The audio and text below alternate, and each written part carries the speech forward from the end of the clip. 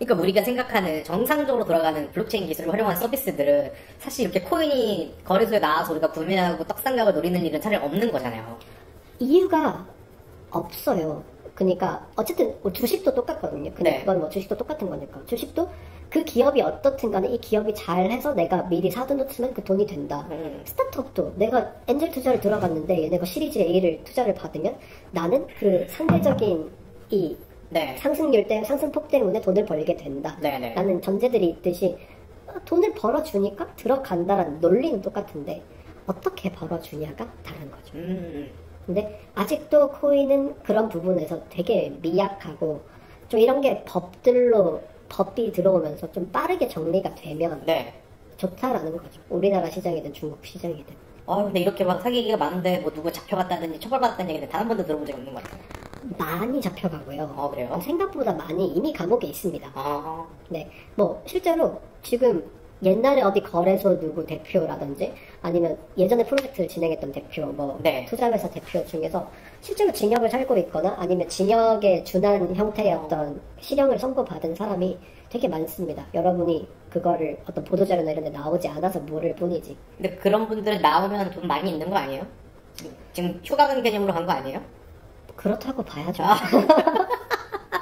그러니까 어떤 너무 얘기들 재밌네. 나오냐면 이렇게 해서 100억 땡겨놓으면 7년 살다 오면 괜찮아 라고 얘기하는 사람들이 있을 정도니까.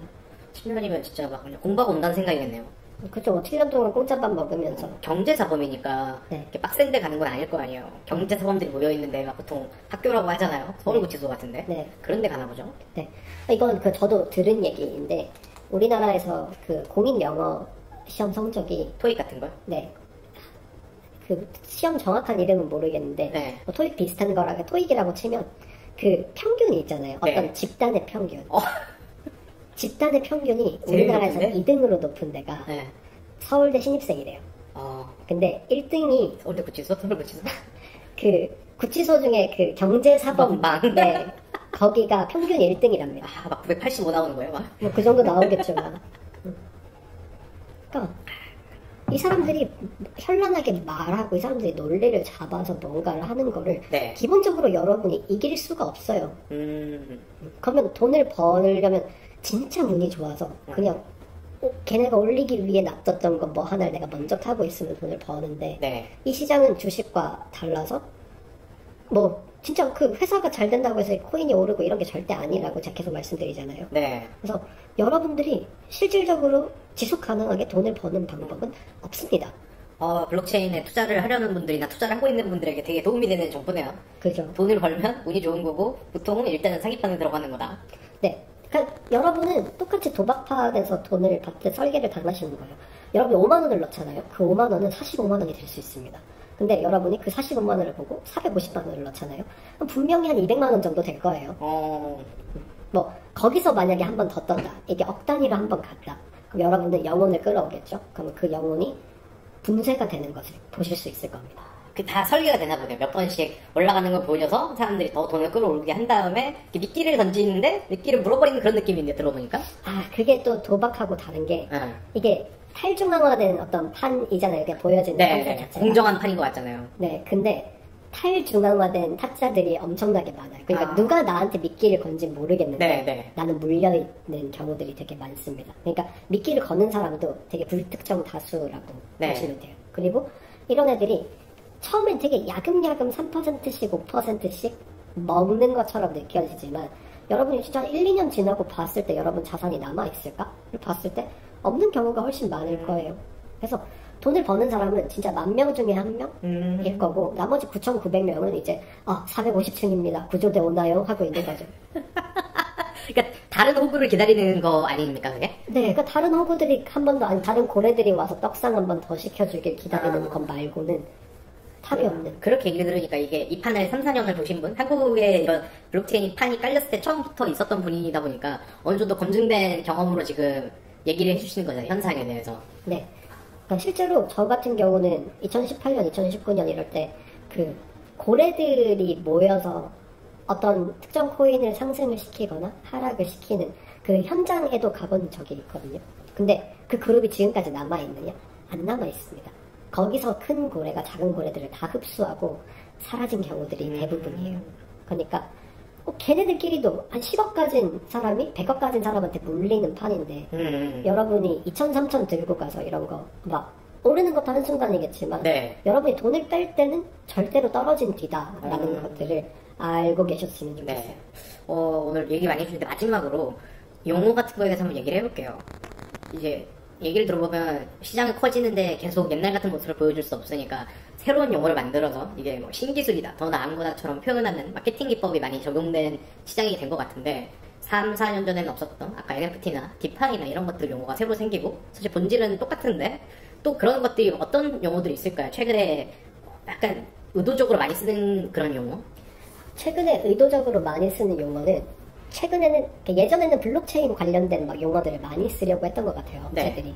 예를 들면 우리는 뭐 EOS 기반으로 돌아가고 네. 뭐 프로토콜 뭐를 따르며 네. 사용하며 이런 어려운 용어들. 근데 그 어려운 용어들이 거의 다 이더리움 백서, EOS 백서, 비트코인 백서를 네. 통해서 확인할 수 있는 것들을 쓰려고 했다면 요즘에는 또 그렇지 않아요.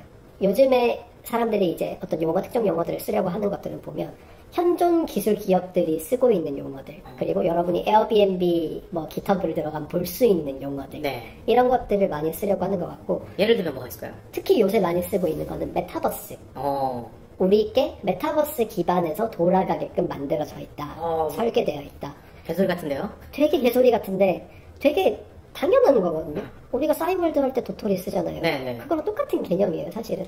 그러니까 싸이월드라는 메타버스 공간에서 도토리라는 결제 화폐를 사용해서 그 메타버스를 더 꾸미는 어떤 것들을 구매를 하듯이 똑같이 가상화폐를 통해서 뭔가를 구매하는 형태인데 굳이 요즘에 핫한 메타버스라는 용어를 거기 넣어서 그게 더 있어 보이게 만드는 거죠. 탄소 거래권을 블록체인에 합쳐서 거래소를 만든다든지, 그러니까 현존에 뭔가 정말 지은 돈으로 돌아가는 시장에서 우리께 전복이 된다 이런 식으로 표현한다는 느낌이네요. 네, 그죠. 거기 들어가는 용어들을 써서 이제 거기 안에서 우리께 돌 수 있다를 보여주려고 하고, 오히려 그래서 막 어려운 용어들은 예전보다 훨씬 적은 것 같아요. NFT가 아마도 가장 어려운 용어일 텐데 요즘 돌아가는 형태에서 사실 진짜 다를 거 없어요. 여러분 지금 뭐 골프장 회원권이라고 생각하면 돼요. 네. 그러니까 나는 그 회원권을, 스키장 회원권인데 골프장 회원권을 이제 골프장에서 1억에 사왔지만 남들한테는 프리미엄 붙여서 1억 3천에 팔 수 있어. 근데 골프장 회원권은 똑같잖아요. 똑같은 그렇죠. 혜택 범위를 주고 똑같은 게 있는데 그냥 권리금이 붙고 프리미엄이 붙는다. 그러니까 여러분이 어떤 예를 들어서 스시집을 하는데 그 스시집이 너무 잘 돼서 그 자리를 팔 때 권리금을 받는다. 네. 똑같은 스시집에 똑같은 설비가 있는 공간인데 그 다음에 들어오는 사람은 거기 프리미엄을 얹어서 들어오잖아요. 그렇죠. 딱 그 개념이에요. 딴 게 절대 아니거든요. 그거를 굳이 NFT라고 하면서 되게 있어 보이게 표현하는 거죠. 재밌네요. 오늘 저희가 잠깐 얘기를 했지만 첫 게스트인데도 정말 재밌는 이야기를 해주셨고 블록체인 시장에서 어떤 사기가 벌어지고 있는지, 어떤 전문가 새끼들이 장난질을 치고 있는지, 실제 한국 블록체인 시장이 열렸던 18년도부터 블록체인 개발사를 하고 계시는 업계 종사자인 한 분을 모셔가지고 이야기를 들어봤습니다. 영상을 보시고 재밌으시면 또 이분이 나와서 또 어떤 썰을 풀어주면 좋을지 그런 게 좀 있다면 댓글도 남겨주시고, 이분을 또 모시고 싶으시면 여러분들이 또 영차 가자 불러주시면 또 나올 수 있지 않을까 싶네요. 여러분의 영차를 기다립니다. 네. 오늘 또 저희 전문가 잡는 전문가라는 컨셉으로 한번 만든 새로운 뉴스 채널인데 오늘 와주셔서 감사합니다. 이름을 말할 수 없는 뭐라 불러드릴까요? 알아서 불러주시면. 네. 이름을 말할 수 없는 그분과 함께해서 큰 즐거움이었고 영광이었습니다. 그럼 여러분들 모두 사기꾼 조심하시고 꼭 성공하시길 바라겠습니다. 그럼 안녕. 안녕.